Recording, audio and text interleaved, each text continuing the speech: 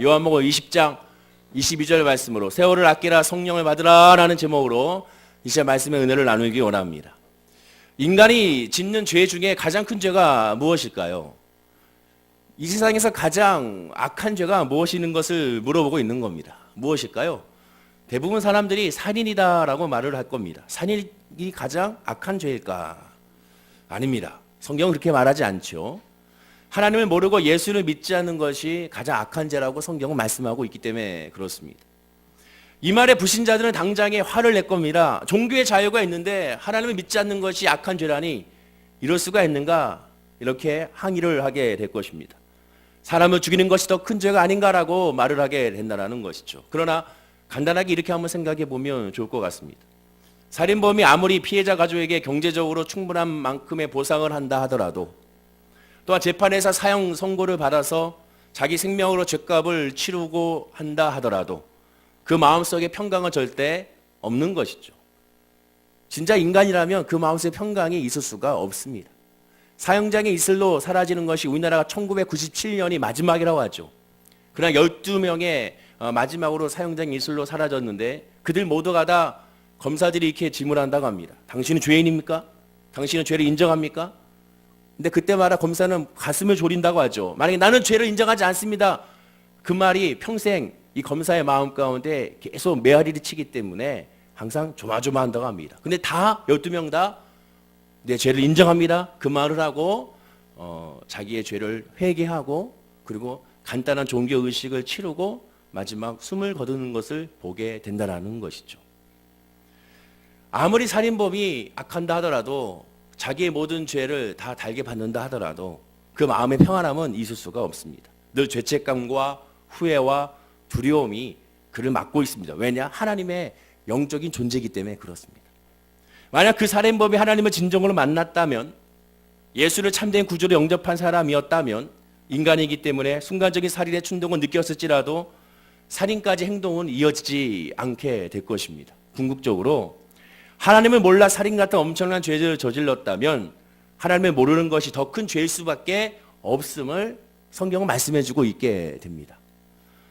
그렇다면 한 발 더 나아가서 불신자의 큰 죄가 예수를 믿지 않는 거라면, 그럼 예수를 믿고 난 후에 가장 큰 죄는 무엇일까? 즉 저와 여러분이 예수를 믿고 있는데 우리에게 있어서 가장 큰 죄는 무엇인지를 지금 묻고 있는 겁니다. 그럼 이 죄는 살인일까요? 왜? 하나님을 믿는 것이 우리에게는 있기 때문에. 그러나 여전히 성경은 살인이 아니라고 우리에게 말씀해주고 있습니다. 살인이 아닌 이유도 아주 간단합니다. 예수님이 말씀하셨습니다. 마태복음 5장 21절과 22절에 이렇게 말씀하죠. 옛사람에게 말한 바 살인하지 말라. 누구든지 살인하면 심판을 받게 되리라 하였다는 것을 너희가 들었으나, 율법으로 들었으나 나는 너에게 이르노니, 예수님께서 이르노니 형제에게 노하는 자마다 심판을 받게 되고 형제에 대하여 라가라 하는 자는, 즉 바보라고 하는 자는 공회에 잡혀가게 되고 미련한 놈이라 하는 자는 지옥불에 들어가게 되리라 라고 예수님은 다시 율법을 고쳐주셨습니다. 형제를 바보나 미련하다고 말하는 사람이라면 살인죄와 버금가는 그러한 죄를 지었음을 예수님은 지금 말씀하고 있게 되는 것이죠. 즉 우리는 믿고 난 후에도 수도 없이 가까운 사람에게 여전히 살인죄 이상의 죄를 짓고 있는 것을 우리가 깨달아야 된다는 겁니다. 여러분 오늘 교회 오기 전에 혹시 이러한 죄를 짓지 않았는지 한번 살펴봐야 되는 것이죠. 우리가 믿고 난 후에도 수도 없이 가장 가까운 가족부터 마음으로, 말과 눈으로, 빛 또한 여러 가지 행동으로 살인을 저지르는 것이 너무 많다는 겁니다. 그 이상의 죄를. 저부터도 그렇습니다. 아니 우리 모두가 다 그렇다는 것이죠. 지난 2017년도에 얼마나 많은 이러한 죄를 우리가 지었을까요? 오래전에 나온, 정확히는 1973년에 개봉한 영화가 있습니다. 우리나라에도 지난 2010년 8월에 다시 재개봉을 했죠. 그 영화가 바로 빠삐용이라는 영화입니다. 나오니 빠삐용이라는 영화. 혹시 보신 분이 계실지 모르겠습니다. 아마 어르신들 많이 보셨겠죠. 1992년작 쇼생크 탈출이라는 영화와 버금갈 정도로 자유에 대한 아주 명작입니다. 안 보신 분들이 있으면 꼭 보시면 좋을 것 같습니다. 이 주인공 빠삐용은요, 무죄입니다. 진짜 무죄입니다. 그런데 살인죄로 잡혀왔습니다. 그러다 보니까 자기가 무죄니까 실패를 무릅쓰고 여러 번 탈출을 시도합니다. 탈출해서는 잡혀가지고 독방에서 5년, 또 탈출해 또 잡혀가지고 또 독방에서 10년, 그렇게 독방 생활을 하면서 나이가 들어가게 되죠.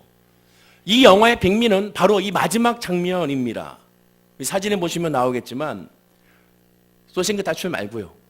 이미 지나갔어요. 형제님 지나갔어. 마지막 장면이죠. 이빨이 다 빠진 상태에서, 나이도 이빨이 다 빠진 상태에서 아마 기억나실 겁니다. 탈출할까 말까 고민하고 있죠. 더스틴 호프만이 너 여기서 떨어지면 넌 죽어, 이렇게 말하는 지금 장면입니다. 근데 이 빠삐용은요, 생명을 걸고 절벽에서 뛰어내리게 되죠. 바로 이렇게 뛰어내리게 됩니다. 코코넛을 담은 자루를 던지고, 그리고 그 위에 뛰어내리게 되죠. 그렇습니다. 빠삐용과 이 쇼생크 탈출은 인간의 자유를 향한 갈급함, 그 갈망을 잘 표현한 영화라고 할 수가 있게 됩니다. 그리고 이 빠삐용은 성공하게 되죠. 마지막 장면에서 그 사람은 자유로운 삶을 살았다라고 마지막으로 나레이션을 하는 것을 보게 됩니다. 그런데 이 영화를 보면서 저는 개인적으로 이 영화에 숨겨진 더 중요한 주제가 있다라고 저는 봅니다. 이 영화에 한 50분쯤 됐을까요? 그때 보게 되면 아주 중요한 장면이 나옵니다. 그 장면을 통해 빠삐용이 그의 인생이 완전히 바뀌게 되는 장면이 나오죠. 탈출했다가 붙잡혀서 5년 있고, 다시 탈출했다가 붙잡혀서 10년 동안 독방에 있으면서 이 빠삐용이 탈진을 하게 됩니다. 탈진하다 보니까 이제 의식이 막 희미해지게 되죠. 독방에서 이제는 나와서 의식이 희미해지면서 막 있는 찰나에 갑자기 장면이 전환이 됩니다. 갑자기 빠삐용이 멋진 정장을 입고 멋진 구두를 신고 멋진 모자를 쓰고 사막을 걸어가기 시작을 합니다. 근데 저 끝에 갑자기 검은색과 빨간색 망토를 입은, 드라큘라는 아닙니다, 망토를 입은 사람들이 쫙 도열해서 앉아있게 되죠. 그리고 그곳에서 갑자기 재판장으로 보이는 사람이 너는 유죄다 라고 말을 합니다. 네 죄를 내가 알렸다 라고 말을 하게 되죠. 그때 빠삐용이 말합니다. 저는 억울합니다. 나는 죄가 없습니다 라고 항변합니다. 그때 재판장의 말 한마디에 찍소리하지 못하고 맞습니다. 저는 죄인입니다. 저는 유죄입니다 라고 말을 하고 계속 나는 유죄입니다. 나는 유죄입니다. 나는 유죄입니다 하면서 돌아가는 장면에서 잠에서 깨어나게 됩니다. 무슨 말을 했냐? 재판장이. 너는 유죄냐? 너는 무죄냐? 나는 무죄입니다. 너는 유죄다. 왜? 너는 내 인생을 낭비했지 않느냐. 너는 네 인생을 낭비했기 때문에 넌 유죄다라고 재판장이 말을 하는 장면이 나옵니다. 그 꿈에서 깨어남부터 빠삐용은 완전히 달라지게 됩니다. 절망 가운데 있었습니다. 이제 더 이상 포기할 가운데 있었습니다. 나는 죽어야겠다라고 생각을 하게 됩니다. 그때 그 꿈에서 깨어나자마자 갑자기 또 하나 명장면을 등장하죠. 지나가는 바퀴벌레를 잡아서 삼키는 장면이 나오게 됩니다. 팔굽혀펴기를 힘들게 하면서 체력을 보강하기 시작을 합니다. 그리고 끝까지 포기하지 않고 마침내 탈출에 성공하게 되는 것이죠. 빠삐용은 자유를 갈망하기 이전에 세상에서 인생을 낭비했는데, 감옥에서도 이렇게 아무런 무기력하게 아무 하는 것 없이 또 낭비하는 것이 죽기보다 싫었던 것입니다. 아무리 늙고 병들어도 나가서 뭔가 의미와 가치 있는 일을 하고 싶었던 것이 바로 이 빠삐용의 모습이었던 것이죠. 그렇습니다. 성도가 된 후에 가장 큰 죄는 무엇이냐? 살인이 아니고 무엇이냐? 시간을 낭비하는 것이라고 성경은 말합니다. 오늘 본문에 말하는 것처럼 세월을 아껴야 한다는 것, 시간을 낭비하지 말아야 됩니다. 연말에 가장 아쉽고 후회하는 일이 무엇일까요? 여러분들은 연말 이때가 되면 무엇이 가장 2011년도 아쉽고 후회가 됩니까? 마음속으로 성제를 오늘 본문마치 바보라 했거나, 이웃을 제대로 사랑하지 못하거나, 가정에게 따뜻한 말 한마디 못하거나, 기도하고 성경 일리에 등하시했던 것에 대해 혹시라도 마음에 가장 후회롭고 가장 안타까움을 가지고 있습니까? 죄송하지만 저부터가 우리는 그렇게 거룩하지가 못합니다. 대부분 무심코 내뱉는 말이 무엇이냐? 들어보면 올해는 내가 제대로 해놓은 게 없구나, 이룬 것이 없구나, 또 금방 지나갔구나. 어떻게 이렇게 세월이 빨라요? 목사님은 40대니까 40kg잖아요. 저는 70대니까 70kg예요. 이렇게 얘기를 하신 것을 보게 되는 것이죠. 그만큼 사람들 대부분 다 별로 이룬 것이 없다라는 생각을 많이 하게 됩니다. 가만히 생각해 보면 가장 크게 후회하고 반성한다는 것은 바로 가장 큰 죄를 의미하게 되는 것이죠. 오늘 송구 여신 예배로 모이는 뜻이 무엇이겠습니까? 해가 바뀜으로 말미암아 뭔가 엄숙하고 경건하게 지내기 위하여 우리가 예배 드리는 겁니까? 올 한 해 큰 탈 없이 지낼 것에 대해서 감사하고 내년에도 좀 더 많은 축복을 받기 위하여 우리가 송구 연신 예배를 드립니까? 물론 다 좋습니다. 필요합니다. 그러나 송구연신 예배를 통한 우리가 해야 될 것은 무엇이냐? 올해 지었던 구체적인 잘못을 회개하고 내년에 다시는 그 죄 가운데 있지 아니하고 다시 반복하지 아니하고 오직 하나님만 바라보고 하나님 앞에 승리하기 위해 헌신하고 결단하는 것이 그것이 송구영신 예배의 핵심이 되는 것입니다. 어떤 분들은 이렇게 말할 것입니다. 나는 시간 낭비할 시간이 없습니다. 내 직장과 내 사업의 일로 나는 너무 바쁩니다. 나는 시간 낭비할 수도 없고 그럴 생각도 없고 그렇게 하지도 않습니다라고 혹시 항변하는 분이 있을 줄 모르겠습니다. 그러나 제가 말씀드리고 싶은 이 시간의 낭비는 성경에서 말하는 세월을 아끼라는 그 말은 세상에서의 시간을 의미하는 것이 아니라 바로 하나님 앞에서의 시간을 가지는 것을 의미합니다. 하나님 앞에서의 시간, 하나님 앞에서의 예배, 하나님 앞에서의 기도, 하나님 앞에서의 헌신, 하나님 앞에서의 말씀 묵상, 이것이 바로 하나님 앞에서의 시간을 아끼는 모습이라고 성경은 말합니다. 지난 2017년도에 나는 하나님과의 시간을 얼마나 가졌는지를 한번 묵상해 봐야 되는 거죠. 나는 하나님 앞에 얼마나 엎드렸는가를 묵상해 봐야 되며 나는 하나님의 말씀을 얼마나 듣기를 힘썼고 하나님의 말씀함에 내가 주목하기를 힘썼는지 얼마나 힘썼는지를 생각해 봐야 되는 겁니다. 연말에는 지금 이 시간에 불신자나 성도나 구분 없이 공통적으로 행하는 것이 두 가지가 있습니다. 첫째는 모두가 다 불신자나 성도나 지난 한 해를 반성합니다. 오늘 종각에서도 지난 한 해를 반성하면서 새해를 맞이하는 사람들을 보게 되죠. 이미 저기 고속도로 타고 동해로 간 사람들이 해돋이 보겠다고 거기서도 똑같은 행동을 합니다. 그리고 동시에 두 번째로 공통적으로 하는 것은 무엇입니까? 한 해를 반성하고 새해를 향하여 복달라고 기원하게 되는 것이죠. 해를 보면서 기원하든 달을 보면서 기원하든 조상님께 기원하든 어느 누구에 기원하든 다 복달라고 기원을 하게 됩니다. 만약 성도도 똑같이 연말에 이 송구연신 예배에 나와서 몇 가지 잘못을 그냥 회개하고 하나님에 대해서 하나님께 새해에는 더 큰 은혜를 주십시오, 더 큰 복을 주십시오라고 비는 정도로 예배를 마친다면 단지 기독교라는 용어만 사용했을 뿐, 기독교의 교회의 장소를 사용했을 뿐 불신자와는 전혀 다른 것이 없음을 알게 되는 것입니다. 성도는 달라야 되는 거죠. 하나님 앞에 달라야 되고 세상 앞에 빛과 소금이 되어야 되는 겁니다. 연말 연시를 보내며 회개하고 기원하는 내용이 예수를 믿은 후에도 믿기 전과 비교해서 그 내용과 의미가 확실하게 달라져야 한다는 것이죠. 어떻게? 하나님을 아는 인생으로 달라져야 됩니다. 불신자가 짓는 가장 큰 죄가 무엇이라고 말씀드렸습니까? 하나님을 모르는 것이라고 했죠. 하나님을 마음에 두지 않는 것이라고 했죠. 하나님을 예배하지 않는 것이라고 했습니다. 그리고 그것을 성경은 인생 자체를 낭비하는 것이라고 말씀하게 됩니다.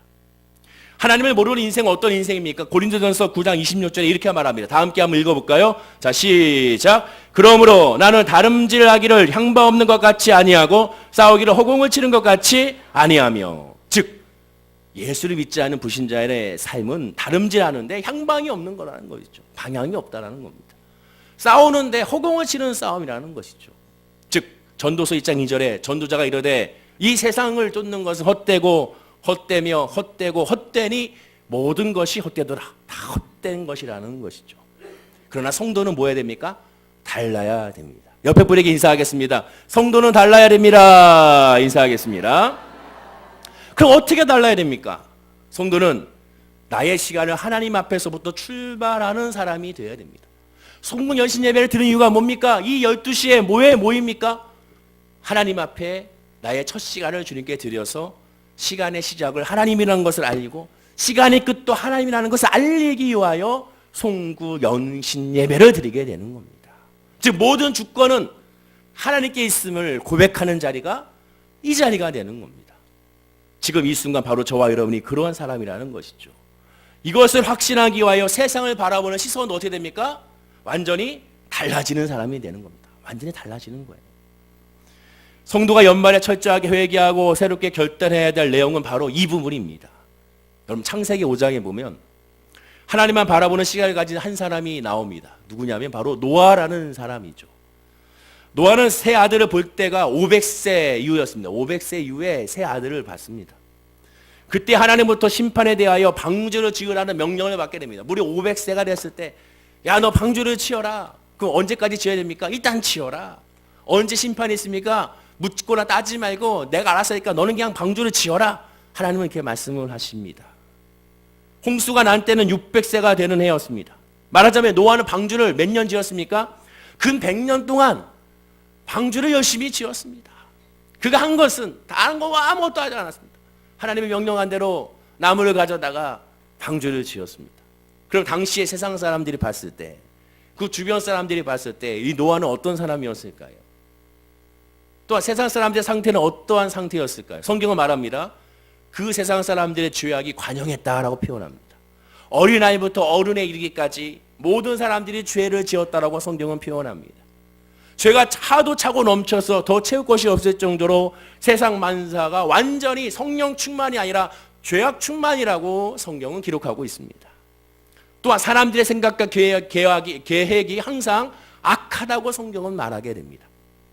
그래서 하나님은 창세기 6장 5절과 7절에 하나님의 창조한 모든 것을 물로 심판하시기로 작정하셨다라고 말씀하게 됩니다.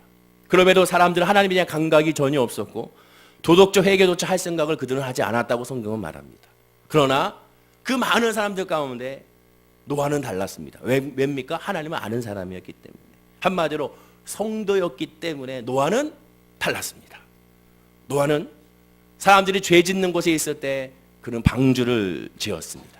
사람들이 즐거워하는 그 장소에 있을 때 노아는 방주를 지었습니다. 사람들이 타락하고 있는 그 자리에 있지 아니하고 역시 방주를 지었습니다. 방주를 지으면서 그는 방주만 지은 것이 아닙니다. 방주를 지으면서 틈틈이 그들에게 복음을 전했습니다. 하나님의 심판이 있다. 돌아와라. 회개하라. 복음을 전했습니다. 그 증거가 성경에 나오죠. 베드로후서 2장 5절입니다. 다 함께 한번 읽어볼까요? 자, 시작. 옛 세상을 용서하지 아니하시고 오직 의를 전파하는 노아와 그 일곱 식구를 보존하시고 경건하지 아니한 자들의 세상에 홍수를 내리셨으며, 분명히 말씀하죠. 오직 의를 전파하는 누구? 노아.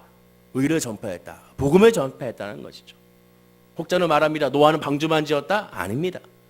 하나님의 말씀 안에 있는 사람은 방주만 짓는 사람이 아닙니다. 자기 일만 하는 사람이 아닙니다. 왜? 하나님을 알기 때문에, 하나님의 심판을 알기 때문에 하나님을 알지 못하는 사람을 향하여 궁일한 마음을 갖고 불쌍한 마음을 갖고 그들은 사랑의 마음으로 그들에게 전해줘야 됩니다.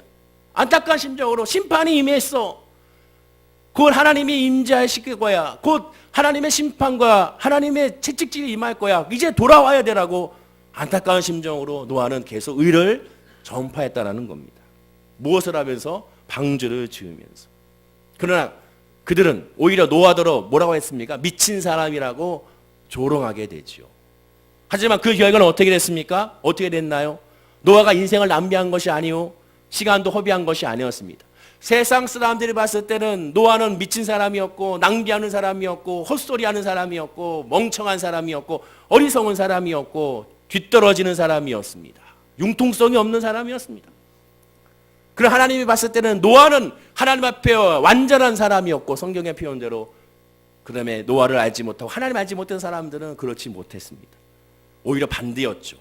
세상 사람들 홍수의 심판에서야 비로소 깨달았습니다. 그러나 이미 늦어버리게 된 것이죠. 창세기 7장 11절에 이렇게 말합니다. 그날에 큰 기품의 샘들이 터지며 하늘의 창들이 열려 40주야를 비가 땅에 쏟아졌더라. 무슨 뜻입니까? 쓰나미처럼 한꺼번에 심판이 임한 겁니다. 조금씩 물이 차올라서 홍수가 임한 것이 아닙니다. 하늘의 창이 동시에 열려서 순식간에 물이 닥침으로 말미암아 그들에게 다 쓸려가게 했다고 성경은 말씀하게 되는 겁니다. 성도는 달라야 됩니다. 어떻게? 하나님을 믿기 때문에 하나님에 대한 믿음으로 우리의 시선이 바뀌어지는 사람이 성도입니다. 하나님의 시선으로 2017년도를 돌아보고 하나님의 시선으로 2018년도를 바라보는 사람이, 그 사람이 바로 성도입니다. 성도는 세상의 기준으로 보는 것이 아닙니다. 세상 사람들 봤을 때 그래 저렇게 살아야지, 그것이 이상한 사람입니다. 세상 사람들 봤을 때 왜 저렇게 살아가지? 멍청한 거 아니야? 왜 저렇게 살아가지?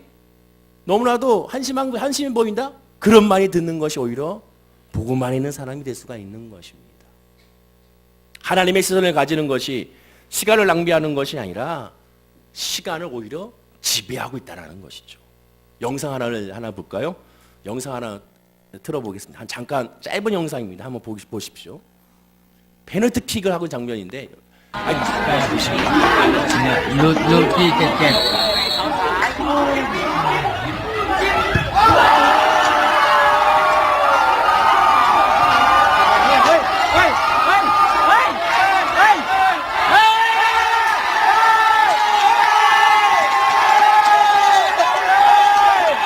영상 이어서 나옵니다. 다시 한번 보여주세요.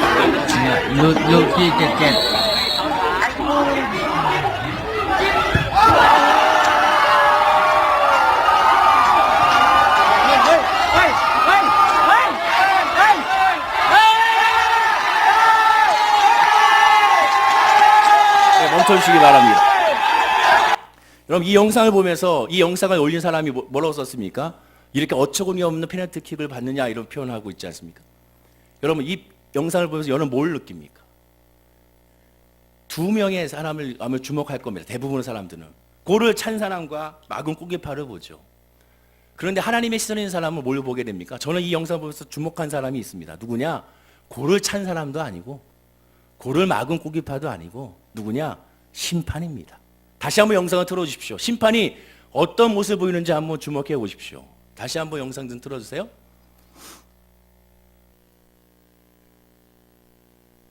할렐루야.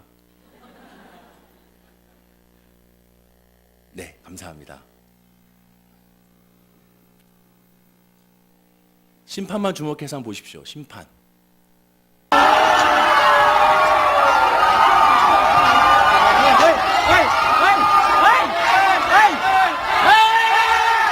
됐습니다. 이제 그만. 심판은 뭐 하고 있습니까? 골을 들어갔든 막았든 거기에 상관하지 않습니다. 현재 상황에서. 오직 뭐만 보고 있습니까?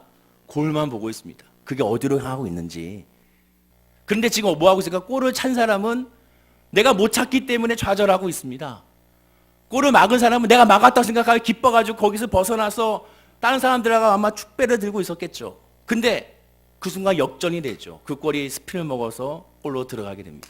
근데 심판은 골만 바라보고 있기 때문에 아주 무뚝뚝한 표정으로 골 보다가 아무런 표정 없이 그냥 손을 딱 들면서 골을 인정하는 것을 보게 되죠. 동시에 선심도 같이 똑같이 행동을 취합니다.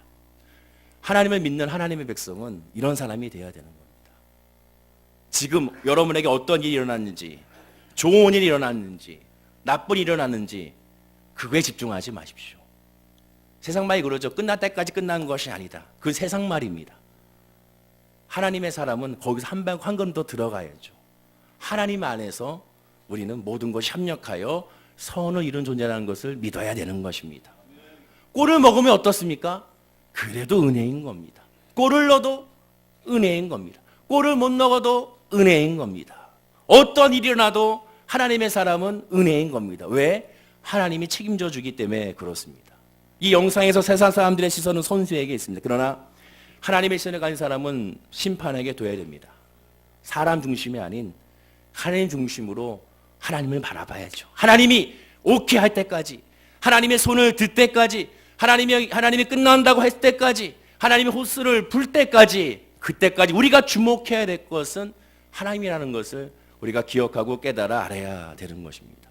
노아가 100년이나 세상의 조롱을 이길 수 있었던 이유가 무엇이었습니까? 단순하게 믿음에 좋아서가 아닙니다. 노아는 하나님이 주신 분명한 소명을 붙들었습니다. 그 소명이 뭡니까? 방주를 만들라는 것이죠. 방주를 만들라. 그 하나의 소명을 붙들었습니다. 자기 인생에 대한 한 가지 계획을 확정했습니다. 그것은 뭡니까? 방주를 만들라는 것입니다. 그래서 그 계획이 이루어지는 동안 그 계획을 이루기 위하여 그는 다른 모든 것을 다 포기했습니다. 그러나 그 포기함으로만 그가 슬퍼했나요? 그러하지 않았습니다. 왜? 하나님 나에게 주신 사명이 있었기 때문에 그렇습니다. 그리고 그 사명을 위하여 자기 생명까지도 걸었던 사람이 노아였다는 것이죠. 오늘 본문 16절 말씀을 한번 읽어보겠습니다. 16절 말씀입니다. 자, 시작. 세월을 아끼라. 때가 악하니라. 그러므로 어리석은 자가 되지 말고 오직 주의 뜻이 무엇인가 이해하라. 하나님의 사람은 하나님의 믿음과 말씀으로 말미암아 살아가는 존재가 되어야 됩니다. 흔들리지 마시고 어떤 일이 다가와도 올 2018년도에는 나에게 은혜다라고 고백하십시오. 무슨 일을 만나도 우리 뭐합니까? 만사 형통한 존재가 우리 월계순복음교회 성도임을 기억하고 깨달아 알아야 될 줄로 믿습니다. 그런데요, 이것은 우리가 할 수가 없습니다. 어떻게 해야 됩니까? 요한복음 20장 22절에 본문에 말합니다. 다 함께 읽어볼까요? 자, 시작. 이 말씀을 하시고 그들 향하여 숨을 내쉬며 이르시되 성령을 받으라. 성령을 받아야 됩니다. 이 말씀이 오늘 2018년도 우리 교회의 표어입니다. 성령을 받아야 됩니다. 성령을 받지 않으면 아무것도 할 수가 없습니다. 성령 받아야 능력 받고, 성령 받아야 깨닫게 되고, 성령 받아야 이해하게 되고, 성령 받아야 하나님 은혜 가운데서 자유할 수가 있게 되는 것입니다. 사랑하는 우리 모든 성도님들, 2018년도에 다른 기도보다 우리 하나의 기도만 우리 해보자는 거죠. 성령 받기 위하여 기도하자는 겁니다. 사는 자녀를 위하여 성령을 받기 위하여 기도하고, 부모를 위하여 성령 받기 위하여 기도하고, 내 손주들을 위하여 기도할 때 성령 받게 달라고 기도하는 거고, 우리 모든 성도님들이 성령 받기 위하여 기도하는 겁니다. 왜냐? 성령 받아야 나머지 모든 일에서 승리할 수가 있게 되는 것입니다. 옆에 분에게 인사하겠습니다. 성령의 충만함을 받으시다. 인사하시기 바랍니다. 한 번 더 인사하겠습니다. 성령이 최고입니다. 인사하겠습니다. 말씀을 맺겠습니다. 2018년도에 여러분들 하나님이 함께 하시는 것을 확신하십시오. 그리고 분명히 제가 예언합니다. 힘들고 어려운 일이 꼭 다가옵니다. 아멘은 안 하시네요. 그러나 우리에게는 누가 계시면 하나님이 계시기 때문에 염려할 필요가 없습니다. 예수 안에서 자유하고 예수 안에서 기뻐하는 우리 모든 성도님들이 될 줄로 믿습니다. 오히려 그 시험과 환난아 다가와라. 나는 하나님이 있기 때문에 담대하게 골리앗을 맞섰던 다윗과 같이 승리하리라.